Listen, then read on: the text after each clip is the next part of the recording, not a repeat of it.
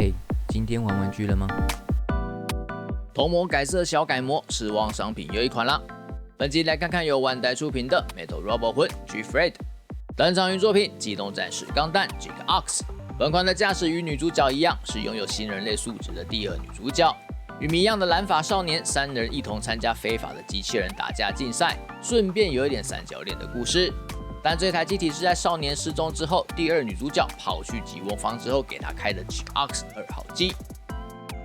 G-Fred 正式的名稱為 Gundam Fred， 是 Giga Ox 的2號機，基礎性能與1號機相仿，搭載的新人類用的系統也是同系譜的。除了同樣能夠借由新人類的力量提升機體的性能之外，另一個功能是為了能夠從其他世界來的沙輪玫瑰做連接，進而再次觸發這個世界觀裡的億年戰爭，最後由紅色鋼彈與夏亞引發的大規模異常現象。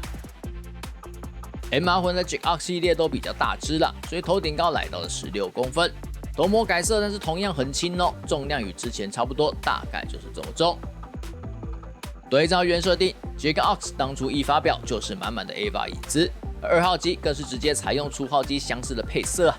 模具是直接沿用1號機啦，因此身形的微調部分也都與1號機一致，但頭部的形狀與配色不一樣，整體的感覺也就有相當的差異性了。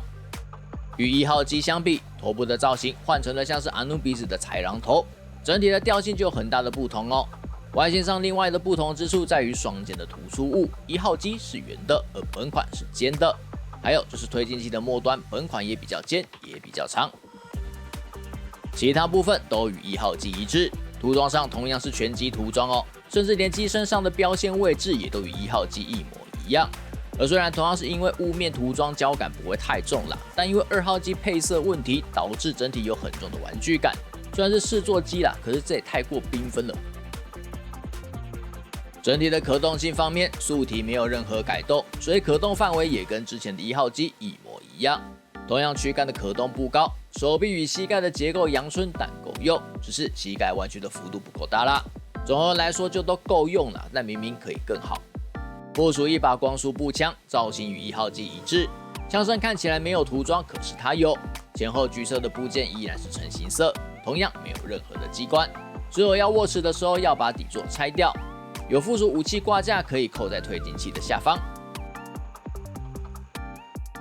有同型的特色外形光束军刀2把，刀柄平時可以装在後裙甲上，但因為這個地方是把玩握持時很容易當支点的位置，因此要小心折斷的風險。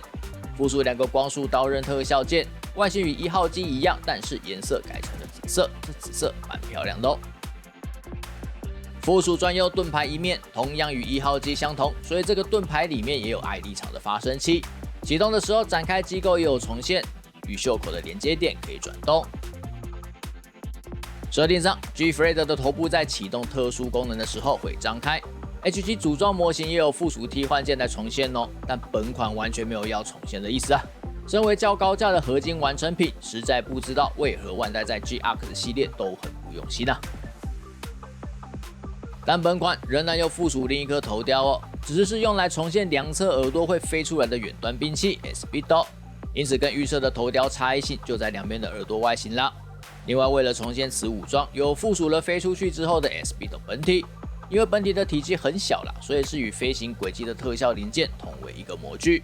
設定上這兩具耳朵都有名稱哦，兩個名稱不一樣，但都是月之女神的意思。這邊又不免再抱怨一下啦，同樣是對比 HG 的組裝模型版，這個武裝是直接從頭部拆下來使用誒。雖然說外形上本款用替換件會比較完整啦，但本款也沒有給頭部展開的替換頭啊，整體來說還是比 HG 的組裝版更加的不完整。最後是地台支架啦，模具形式跟1號機一模一樣，但地台上的圖樣有改成 G-Fred， 而且是紫色哦。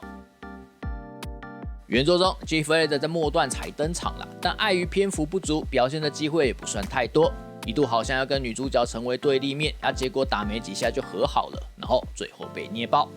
本款的發售日期與因為要長招所以晚發售的1號機差不多時間，然後又是魂商限定販售。但畢竟基本模具相同，不過有活動度的結構與沒有還原的核心戰機，這些都跟1號機一致啊。但1號機至少還有個最終話登場的口含水煮蛋替換頭雕，雖然外形不是很好，但它至少給了。而本款卻只附了一個武器發射後的造型頭，頭部開啟的狀態就當沒這回事。再對比 HG 的組裝模型版，我個人對本款的失望感是比1號機更加強烈。總之，與 MR 魂同作品系列的商品一樣，合金完成品價格較高，卻僅有這種程度。開發團隊還是企劃負責人，是對這部作品有仇嗎？就這樣，記得點讚、訂閱、分享，拜拜。